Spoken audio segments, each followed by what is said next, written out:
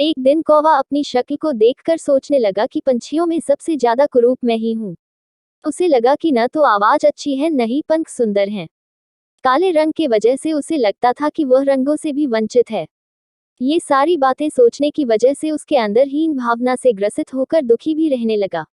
एक दिन बगुले ने कौवे की उदासी का कारण जानना चाहा तो कौवे ने जवाब दिया कि तुम गोरे चिट्टे हो, मैं तो बिल्कुल काला हूँ। मेरा इस दुनिया में जीना बेकार है। बगुला ने कौवे से कहा कि दोस्त, मैं कहाँ सुंदर हूँ। तोते को देखो, हरे पंख और लाल चोंच, काश मेरे पास भी ये सब होता। बगुले की बात सुनकर कौवे को सुंदरता को जानने की इच्छा हुई। वह तोते के पास पहुंचकर बोला कि तुम इतने सुंदर हो, खुश तो तुम बहुत होते होगे। जवाब में तोते ने कहा कि मैं खुश तो था, लेकिन मोर को देखकर दुखी हो गया क्योंकि वह मुझसे ज्यादा सुंदर होता है। मोर की खुशी जानने के लिए कौवा उसे जंगल में खोजने लगा, परंतु उसे एक भी मोर नहीं दिखाई दिया। जंगल वालों से पूछने के बाद पता चला कि मोर को चिड़ियाघर वाले उठाकर ले गए हैं। कौवा मोर की तलाश में चिड़ियाघर पहुंच गया।